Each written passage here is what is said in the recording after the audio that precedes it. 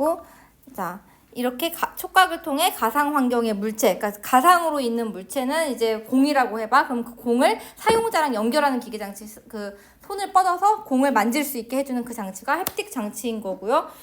주로 손을 통해 가상 물체에 관한 정보를 전달한다.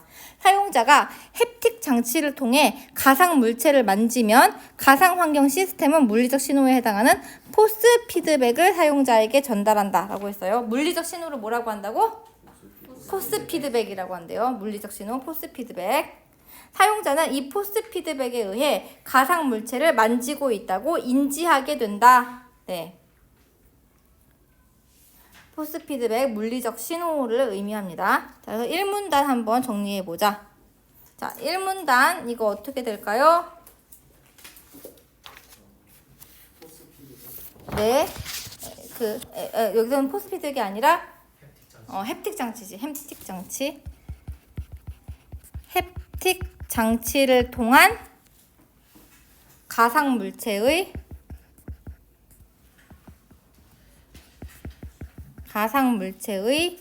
인지 과정. 촉각을 통해 가상 환경의 물체와 사용자를 연결하는 기계 장치를 햅틱 장치라고 하고, 사용자의 뭐로 가상 물체를 만진다고? 손. 손으로 만지는 순간 무엇이 사용자에게 전달돼요? 포스 피드백.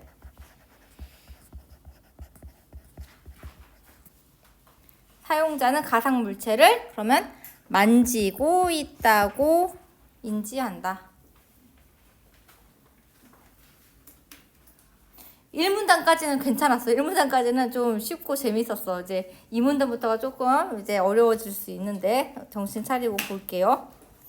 진동 촉감은 물리적 신호에 해당하는 대표적인 포스 피드백이다. 그러니까 포스 피드백에도 여러 종류가 있는데 진동 촉감이 가장 대표적이래. 우리 아까 전에 봤던 영상에서는 초음파도 나왔었지. 초음파도 진동 촉감 대신에 할 수 있는 포스 피드백에 해당할 수 있어요. 그러니까 초음파, 진동 촉감, 그다음에 뭐 온도 이런 것도 그런 게 될 수가 있죠. 앞전 소자를 활용한 진동 촉감은 대표적인 포스 피드백으로 앞전 소자를 활용한 앞전 구동 장치를 통해 진동 촉감을 만드는 방법이 널리 활용된다. 앞전 소자가 뭐냐면요, 압력을 가했을 때 전기를 발생시키고 반대로 전기를 가하면 그 압력으로 변형되는 그런 앞전 효과를 이용하는 소자를 앞전 소자라고 그래요. 그래서 전기를 가하는 순간에 뭔가 모양이 변형이 되면서 막 진동이 울리는 이런 앞전 소자가 있어요. 그 앞전 구동 장치를 통해서 진동을 만들어내는 진동 촉감을 만드는 방법이 널리 활용이 되고 있습니다. 앞전 소자의 내부에는 한쪽에 양전기를 반대쪽에 음전기를 띠는 이거를 뭐라고 하냐면 쌍극자라고 한대요. 쌍극자들이 수없이 존재한다. 앞전 소자에서 양전기를 띠는 쪽에 음극을 연결하고 음전기를 띠는 쪽에 양극을 연결한 후 전압을 가하면 쌍극자들이 음극과 양극으로 각각 끌려가 전체적으로 앞전 소자가 늘어나는 인장 현상이 일어난다. 이와 반대로 연결한다는 건 양전기를 띠는 쪽에 양극을, 음전기를 띠는 쪽에 음극을 연결한다는 거지. 그렇게 연결하면 쌍극자들은 연결된 음극과 이와 반대로 연결하면 쌍극자들은 연결된 음극과 양극에서 각각 멀어지기 때문에 앞전 소자가 줄어드는 수축 현상이 일어난다라고 했습니다. 인장 현상과 수축 현상, 인장 현상, 수축 현상, 이 두 가지가 어디에서 일어난다? 앞전 소자 내부에서 일어난다라고 했습니다. 앞전 소자의 내부에서 인장 현상과 수축 현상이 일어난다 그랬어요. 앞전 소자 내부를 한번 그려볼게요. 앞전 소자가 이렇게 있다고 쳐봐. 그랬을 때 쌍극자들이 막 있어.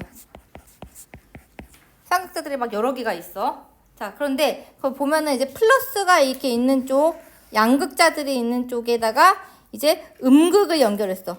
마이너스 극을 연결했어. 그리고 음전자들이 있는 쪽에다가 양극자 플러스 극을 연결했어. 이렇게 하면 어떻게 될까? 이쪽에다가 플러스 연결하고 이쪽에 마이너스 극을 연결해 주게 되면은 이 마이너스 극이 있는 쪽으로 막 플러스들이 막 달라붙겠지. 그리고 플러스가 있는 쪽으로 마이너스가 달라붙겠지. 그러면서 어떻게 돼요? 이게 늘어나는 거야. 쭉 늘어나는 거야. 반대로 여기다가 이쪽에다가 플러스가 있는 쪽에다가 마이너스 극을 연결해주고, 그리고 플러스가 있는 쪽에 플러스를 연결해주고, 그다음에 마이너스가 있는 쪽에다가 마이너스 극을 연결해줬어. 이렇게 하면 플러스는 플러스를 밀어내고 마이너스는 마이너스를 밀어내게 되겠죠. 밀어내면서 플러스가 안쪽으로 막 모아지고 마이너스가 안쪽으로 막 가. 그러면서 수축이 일어나는 거야.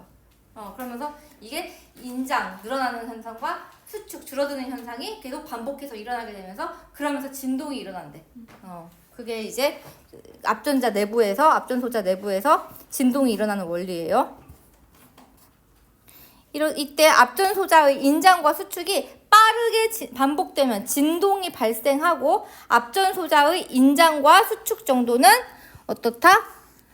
가해지는 전압이 클수록 커진다. 전압이 클수록 커진다. 그러니까 이거 진동을 좀 크게 하고 싶어. 그럼 전압을 어떻게 하면 돼? 올리면 되지. 그리고 진동폭을 작게 하고 싶어. 그러면 전압을 작게 하면 되지. 줄이면 되지. 이렇게 전압의 조절만으로 앞전소자의 진동수와 진폭을 조절할 수 있으며, 특히 인간이 쉽게 인지할 수 있는 그 진동수가 어떻대요? 200에서 300Hz래요. 200에서 300Hz의 진동을 만들 수 있다는 점에서 이 방법은 널리 활용되고 있다. 전압의 그 양을 조절해서 인간에게 제일 인지가 잘 되는 진동수 200에서 300Hz의 진동을 만들어낸대요. 자, 그래서 이 문단 한번 해봅시다. 이 문단 여기 들어갈 말 뭘까요? 어디 안에서의 앞전 구동장치. 앞전 구동장치에서의 진동 촉감 발생 원리. 포스 피드백은 물리적 신호이다. 대표적인 예는 진동 촉감. 앞전 소자를 활용한 앞전 구동 장치를 통해 발생하고요. 앞전 소자의 인장과 수축이 빠르게 반복되면 뭐가 발생한다? 진동이 발생한다. 그래서 가해지는 전압이 클수록 앞전 소자의 인장과 수축 정도도 커진다.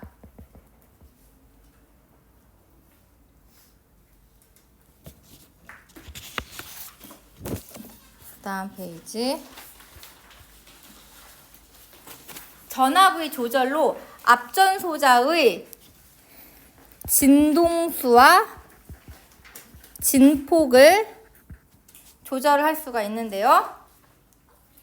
인간이 쉽게 인지할 수 있는 진동을 만들 수가 있습니다. 이거 200에서 300Hz로. 그래서 양전기를 띠는 쪽에다 음극을 플러스에 마이너스를 연결하고 음전기를 띠는 마이너스에 양극 플러스를 연결했을 경우에는 앞전 소자가 어떻게 된다 그랬어? 늘어난다 그랬지. 늘어나는 현상. 이거를 뭐라고 한다? 인장 현상이라고 한다. 반대로 양전기를 띠는 쪽에 양극을, 음전기를 띠는 쪽에 음극을 연결하게 되면 앞전 소자가 줄어드는 현상이 일어나는데 그걸 뭐라고 하냐면 수축 현상이라고 한다.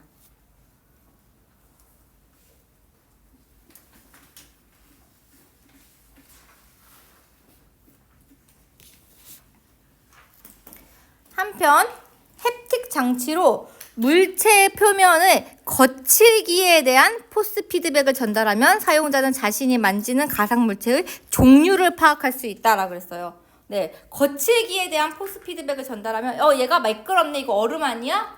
이거는 약간 까끌까끌한 게 잔디밭 같네, 뭔가 이런 식으로 자기 촉감을 만지는 거칠기에 따라서 이게 물체 종류가 뭔지를 알 수가 있습니다.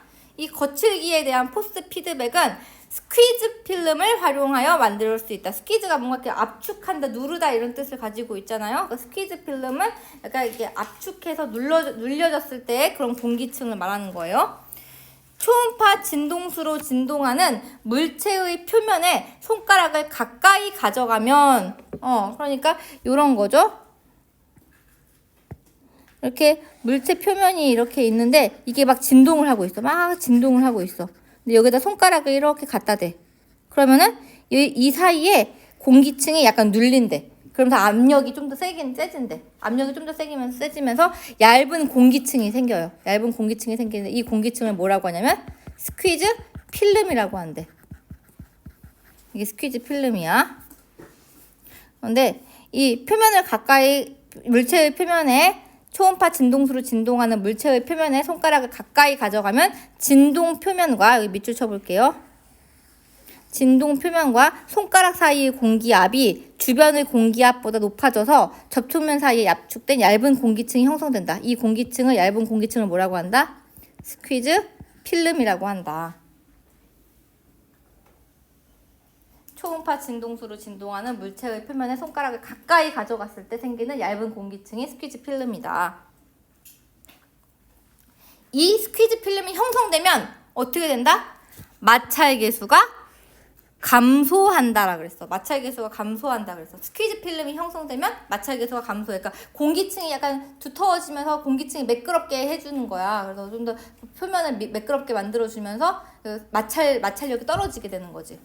그러면서 이때 진동 표면과 손가락 사이에 형성된 공기층을 스퀴즈 필름에 작용하는 공기 유체의 힘을 스퀴즈 힘이라고 한다. 스퀴즈 필름에 작용하는 공기 유체의 힘 뭐라고? 스퀴즈 힘. 그러니까 공기 압력이 더 세질수록 스퀴즈 힘도 세지는 거겠죠. 그러면 스퀴즈 힘은 어떻게 구하느냐? 네, 진동 표면과 손가락 사이의 거리를 h라고 할 때 스퀴즈 필름은 진동 표면의 진동 진폭이 1마이크로미터 이상이고 손가락 접촉면의 반지름이 h보다 클 때 형성된다라고 했어요. 자, 이때 이 진동 표면의 진동 진폭을 A라고 하고요. 손가락 접촉면의 반지름을 R이라고 할게요. 그랬을 때 우리가 이거를 나타낼 수 있는데 일단 이거는 여기 우리 이 손가락에 이 반지름 있지? 이 반지름을 R이라고 할게. 그리고 이 거리를 뭐라고 해요? H라고 한대요. R이 H보다 어떨 때 이게 스퀴즈 필름이 형성이 돼요? R이 H보다 클 때. R이 H보다 클 때 형성이 됩니다. 그리고 여기를 이제 진동 진폭이라고 할게. 진동 진폭을 A라고 할게. A가 뭐보다 클 때? 1 마이크로미터보다 클 때. 1 마이크로미터보다 클 때 그때 이제 이 스퀴즈 필름이라는 것이 형성이 된대요. 진동 진폭이 1 마이크로미터보다 클 때 형성이 된다고 합니다. 네. 이거 두 가지 해당되어야지만. 맞아. 그래야지만 스퀴즈 필름이 형성이 되는 거야. 그래서 만약에 이렇게 말하면 어떻게 될까? 손가락 반지름이 0.5cm인데 그 손가락과 표면 사이의 거리가 1cm이다. 스퀴즈 필름이 형성되었다. 이렇게 말하면 틀려? 맞아?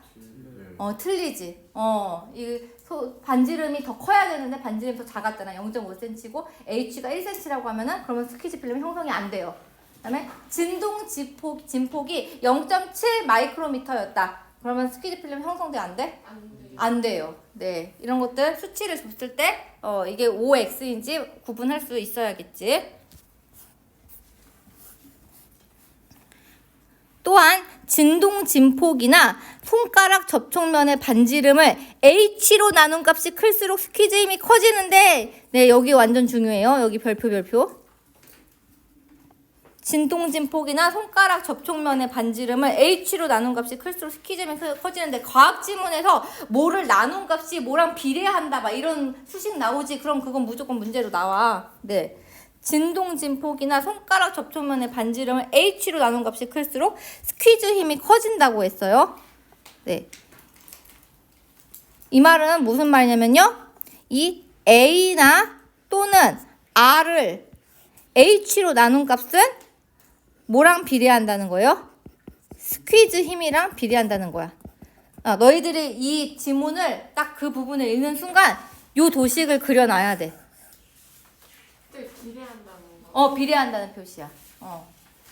A 또는 R은 H로 나눴을 때 그 값은 스퀴즈 힘과 비례한다. 자, 이 얘기는 뭐야? H가 크면 클수록 스퀴즈 힘은 어떻게 된다는 걸까? 작아져요. 작아지지. H는 분모니까 분모가 커지면 여기가 작아지겠지. 그러니까 H랑 스퀴즈 힘은 반비례하는 거야. 그러니까 거리가 짧아지면 짧아질수록 스퀴즈 힘이 커지고 거리가 길면 길어질수록 스퀴즈 힘은 떨어지는 거야. 그러니까 그게 왜 그런 거냐면은 그 거리가 작을수록 압축 효율이 높은 거거든. 그러니까 짧을수록 이게 공기층을 더 세게 누를 거 아니야. 그러니까 스퀴즈 힘도 커지는 거야. 거리가 짧을수록 이게 눌리는 힘이 더 커지는 거야. 그러니까 이게 스퀴즈 힘도 커지는 거지. 그런데 이제 A 또는 R하고 나누는 값이었잖아. 자, 그러면은 진동 진폭이랑 스퀴즈 힘은 비례하는 거야. 진동폭이 여기 진폭이 막 높이 올라가서 진폭이 클수록 스퀴즈 힘도 커져. 그러니까 그리고 이 H는 이 A는 그런 거예요. 그러니까 이 스퀴즈 필름을 얼마큼 깊게 누르고 있느냐. A 진동 진폭이 클수록 공기가 얼마나 강하게 눌리는가를 보여줍니다. 그래서 진동 진폭이 클수록 표면이 위아래로 더 크게 움직이기 때문에 공기를 더 세게 압축하는 거게 되겠지. 그래서 스퀴즈 힘이 더 커져요. 그 다음에 R 손가락 표면이 손가락 반지름이 여기가 넓을수록 공기가 얼마나 넓은 면적에 갇히는가를 보여주는 거거든. 그러니까 이 R이 클수록 공기가 빠져나갈 길이 멀어서 압력이 더 잘 쌓여요. 그러니까 우리가 비닐봉지를 갖다가 누른다고 생각했을 때 비닐봉지에 공기를 넣고 손으로 누른다고 생각했을 때 손가락으로 누르는 것보다 손바닥 전체로 누르는 게 훨씬 더 넓은 공기층을 압축하면서 공기층 그 압력을 더 세게 만들 수가 있겠지. 그러니까 이게 손가락보다는 손바닥으로 누르는 게 더 표면이 커지는 거잖아. 그러니까 R이 커지면 커질수록 점점 더 스퀴즈 힘도 커지는 거야. 알겠지? 그러니까 좀 손가락이 얇은 사람보다 손가락이 두꺼운 사람이 여기 이 햅틱 장치를 갖다가 만지게 되면은 더 그 스퀴즈 힘을 더 크게 느껴가지고 더 좀 더 부드럽게 느낄 수 있는 거지. 자, 그래서 이거 중요하고요. 여기 뒤에도 중요해요. 스퀴즈 힘이 클수록 마찰 개수는 작아진다. 스퀴즈 힘이 클수록 마찰 개수는 작아진다. 여기도 밑줄 치고 동그라미 여기도 별표 하나 쳐줍니다. 스퀴즈 힘이 클수록 마찰 개수는 작아져요. 그러니까 스퀴즈 힘과 마찰 개수는 어떤 관계? 반비례 관계야. 여기는 반비례 관계야. 스퀴즈 힘이 크면 클수록 마찰 개수가 떨어지고 마찰 개수가 커지면 커질수록 스퀴즈 힘은 떨어지는 거죠. 그 마찰 개수가 뭐예요? 마찰 개수는 마찰력이 얼마나 작용하고 있는지를 수치로 나타낸 거야. 그러니까 마찰력이 크면 엄청 까칠까칠하고 잘 안 밀리고 막 이런 거잖아. 그 까칠까칠한 정도가 클수록 그 마찰 개수가 큰 건데 그 마찰 개수가 크면은 스퀴즈 힘이 떨어져 있는 거야. 그리고 마찰 개수가 작으면 작을수록 스퀴즈 힘도 마찰 개수가 작으면 작을수록 스퀴즈 힘은 커지는 거고 마찰 개수가 커지면 스퀴즈 힘은 작아지는 거죠. 네, 그러니까 서로 반대로 가는 거예요. 마찰 개수랑 스퀴즈 힘은 지금 반비례 관계니까 서로 반대로 가고 있습니다. 그래서 스퀴즈 힘, 마찰 개수는 뭐랑 연결이 돼요? 얘는 거친 정도랑 연결이 되지. 마찰 개수가 크면은 거친 정도가 커지는 거고 까칠까칠한 거고 마찰 개수가 작으면 되게 매끈매끈한 거죠. 그러면 스퀴즈 힘이 클수록 어떻다는 거야? 부드럽다는 거야? 거칠다는 거야? 부드럽다는 얘기인 거지. 그러니까 공기층이 단단하게 잘 형성이 되어 있을수록 공기층 때문에 매끄러운 거야. 그러니까 마찰력이 없는 거지. 마찰력이 되게 떨어지는 거죠.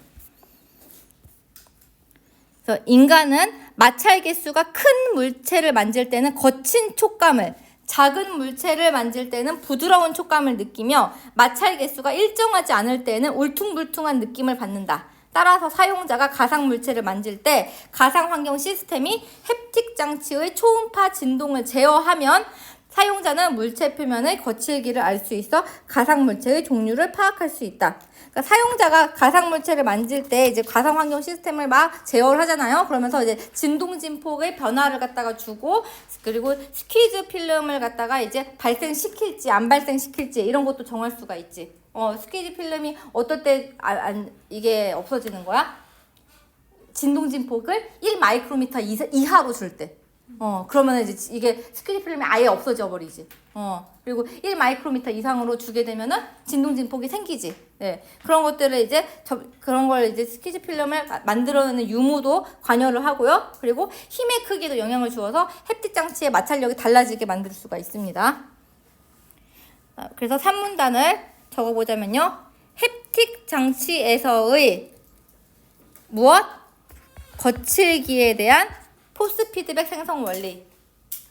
햅틱 장치로 물체 표면의 거칠기에 대한 포스 피드백을 전달을 하면 사용자가 만지는 가상 물체의 무엇을 파악 가능하다? 종류를 파악 가능하다. 얘가 얼음을 만지고 있는 건지 아니면은 부드러운 천을 만지고 있는 건지 실크를 만지고 있는 건지 아니면은 뭐 거칠거칠한 잔디밭을 만지고 있는 건지 이런 것들을 이제 거칠기를 통해서 알 수 있다는 거예요. 그다음에 스퀴즈 무엇이 진동 표면과 손가락 사이에 형성된 공기층이에요? 스퀴즈 필름.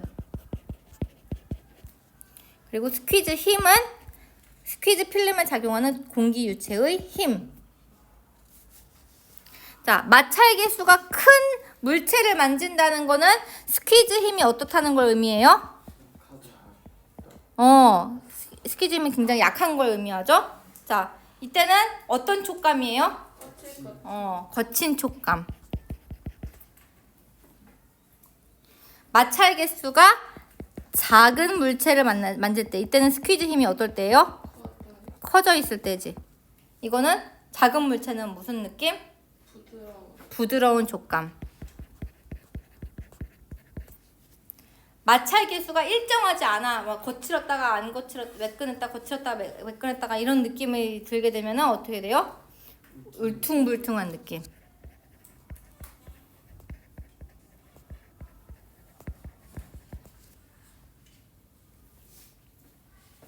이때는 스퀴즈 힘이 커졌다, 약해졌다, 커졌다, 약해졌다 이러는 거지.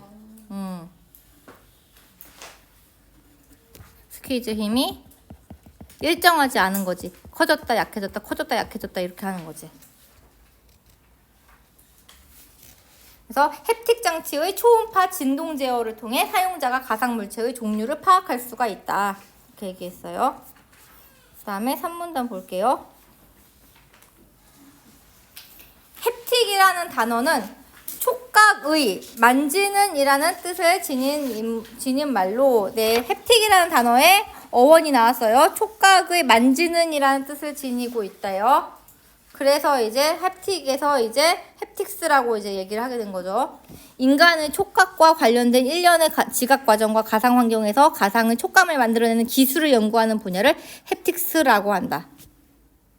햅틱은 촉각의 만지는 이란 뜻이고 그 촉각과 만지는 분야를 가상적으로 만들어내는 기술 연구 분야를 햅틱스라고 한다라고 했어요. 햅틱스에서는 현실과 가까운, 현실과 유사한 가상의 촉감을 만들 수 있는 햅틱 장치를 개발하기 위해 노력하고 있는데 이를 위해서는 인간의 촉각 인지 과정을 파악하는 것이 중요하다. 인간의 촉각 인지 과정을 이제 파악해 볼게요. 인간의 촉각 인지 과정. 1번. 외부의 특정 자국이 피부에 닿으면 2번. 피부에 있는 수용체가 활성화되고요. 3번. 전기적 신호가 발생합니다. 그러면서 4번. 이 전기적 신호가 촉감을 담당하는 뇌의 체감각 피질로 전달되고요. 그러면 5번. 인간은 외부 자극을 자각하게 되는 거죠.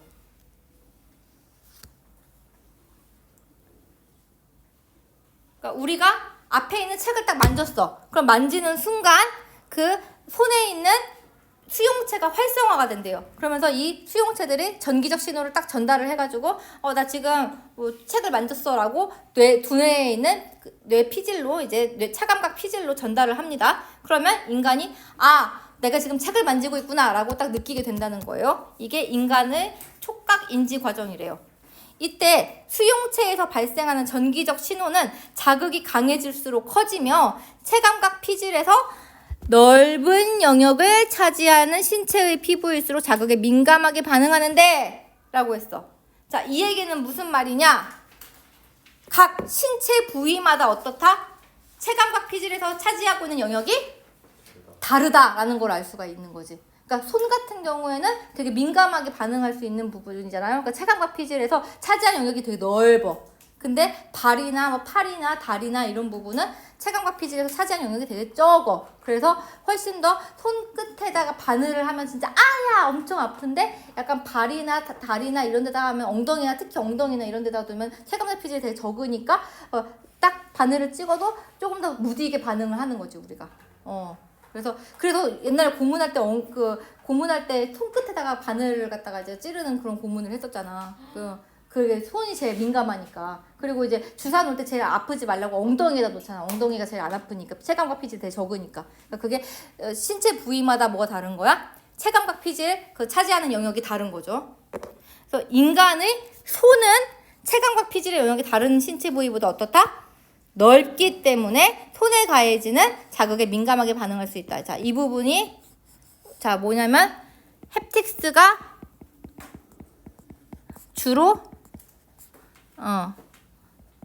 손에 햅틱 장치를 만드는 이유인 거죠.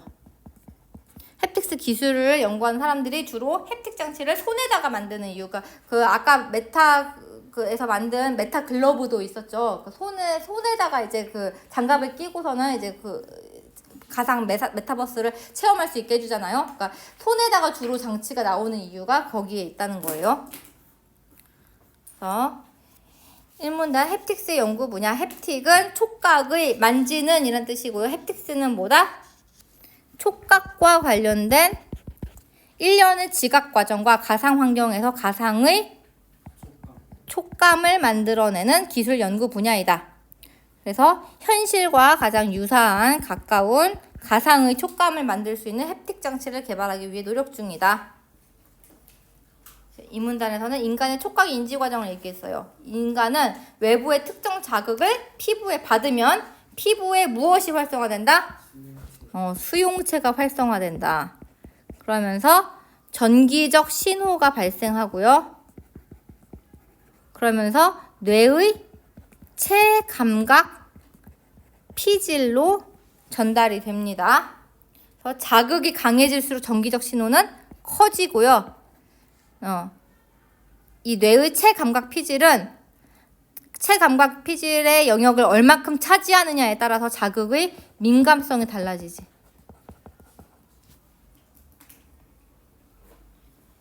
인간의 어디가 가장 영역이 크다? 손이 체감각 피질의 영역이 가장 넓음. 그래서 자극에 민감하게 반응한다. 사용자의 손을 통해 촉각을 통해 물체를 인지하는 가상 환경에서 정보를 전달하는 이유.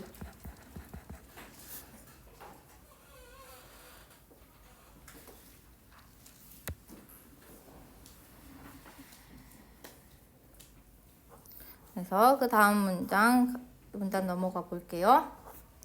기계 수용체는 물리적 자극에 반응하는 수용체다. 네. 그러니까 수용체도 종류가 여러 가지가 있어요. 이렇게 물리적 자극에 반응하는 거는 기계 수용체라 그러고, 온도를 감지하는 수용체는 온도 수용체라 그러고, 약간 아픈 걸 감지하는 거는 통각 수용체, 그다음에 뭐 빛을 받는 수용체는 빛을 인지하는 건 광수용체라 그러거든요. 근데 여기서는 이제 우리는 촉각의 물리적 자극 포스 피드백에 의한 손으로 인지하는 그런 햅틱스를 연구하고 있으니까 기계 수용체에 대해서만 다룹니다. 기계 수용체는 물리적 자극에 반응하는 수용체로 피부에 일정한 자극을 지속적으로 가할 때 나타나는 수용체의 반응인 감각 수능의 속도에 따라서 속도에 따라서 빠른 수능 수용체 1번, 느린 수능 수용체 2번으로 분류할 수 있대요. 빠른 수능 수용체 1번에서는 자극이 가해지거나 사라지는 때에만 전기적 신호가 발생한대. 자극이 처음 딱 생겼어. 혹은 자극이 갑자기 있다가 사라졌어. 이때만 빠른 수능 수용체가 반응을 한다는 거야. 자극이 처음 이제 생기거나 자극이 있다가 없어질 거나 이럴 때 이제 반응을 하는 거예요. 그리고 자극의 세기가 변하지 않고 계속해서 자극이 똑같이 있게 되면은 전기적 신호가 발생하지 않는데, 세기가 변하지 않으면 전기적 신호가 발생하지 않는데. 자, 그러면 이렇게 만약에 문장이 나오면 맞을까 틀릴까? 전기적 신호를 햅틱 장치를 끼고 전기 자극을 똑같은 크기로 일정 시간 동안 받게 되었다. 이때 빠른 수능 수용체가 반응을 하였다. X. 그러면 X지. 이럴 때 X라고 이제 볼 수 있어야겠죠. 이와 달리 느린 수능 수용체에서는 2번 느린 수능 수용체에서는 자극이 가해지는 동안에 계속해서 전기적 신호가 발생한대. 계속해서. 그러니까 얘는 반응 이렇게 아까 그 말을 이렇게 고치면 맞는 거겠지? 똑같은 크기의 자극이 계속해서 이어졌다. 이때 반응한 수용체는 느린 수능 수용체다. 이렇게 하면 5가 되는 거지. 이렇게 하면 5가 되는 거지. 또한 기계 수용체는 감각 수용장의 아까 전에는 속도에 따라 반응했어요. 이번에는 감각 수용장의 넓이에 따라서 분류를 할 수가 있어요. 1번 타입 1 수용체, 2번 타입 2 수용체. 크기가 작은 2에서 8mm 정도의 지름이 작은 타입 1 수용체랑 좀 비교적 크기가 큰 10에서 1000mm 정도로 크기가 큰 타입 2 수용체, 이렇게 두 가지로 나뉘어진대요.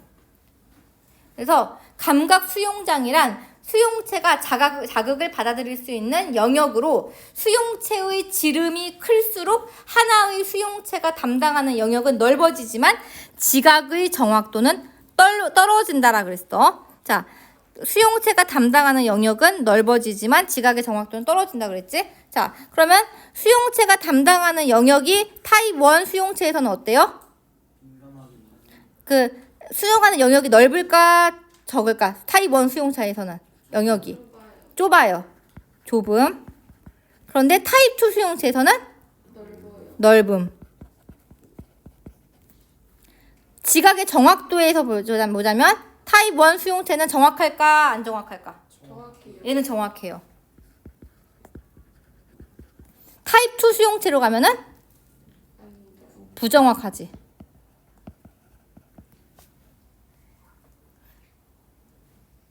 그러니까 좀 더 넓은 영역에서 수용체가 담당하는 영역이 넓어질 수는 있지만 지각의 정확도가 떨어지는 게 타입 2 수용체인 거죠.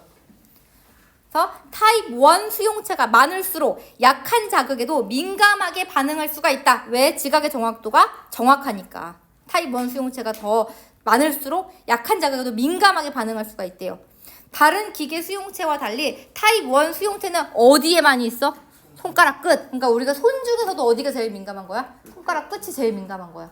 손가락 끝에 고문을 할 수밖에 없었던 거지. 그러니까 손가락 끝이 제일 민감하게 반응하는데 촉각에. 왜냐면 어떠니까? 여기가 타입 1, 타입 2 어떤 게 많다고요? 타입 1이 아주 많기 때문에.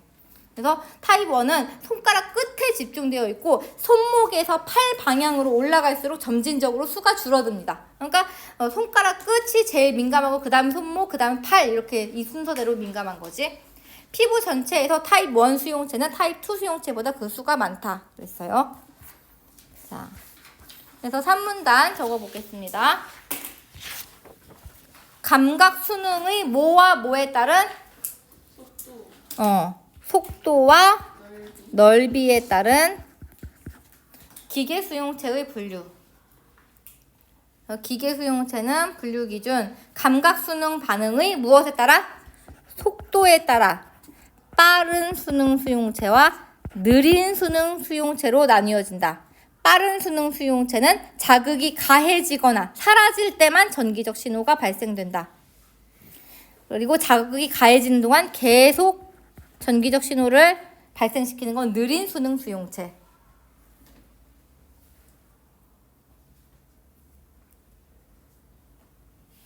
그러면 이 사람이 그 진동하고 있는 그 물체의 표면에다가 손을 댔다가 안 댔다가 손을 댔다가 안 댔다가 손을 댔다가 안 댔다가 이렇게 했어. 그러면 뭐가 반응해? 빠른 수능 수용체. 여기다가 계속 손을 대고 있어. 그러면 느린. 느린 수능 수용체. 그렇지. 그다음에 분류 기준 2. 감각 수용장의 넓이에 따라서 수용체가 자극을 받아들일 수 있는 영역인데 수용체의 지름이 클수록 정확도는 어떻다? 떨어져요. 떨어진다. 그래서 타입 1 수용체는 작아요. 지름이 2에서 8mm예요. 수용체가 많을수록 타입 1 수용체가 많을수록 약한 자극에도 민감하게 반응한다. 손가락 끝에 집중되어 있다. 손목에서 팔 방향으로 올라갈수록 수가 늘어나요? 줄어들어요? 줄어듭니다. 타입 2 수용체는 지름이 10에서 1000mm로 커요. 타입 1 수용체에 비해 지각의 정확도가 떨어진다.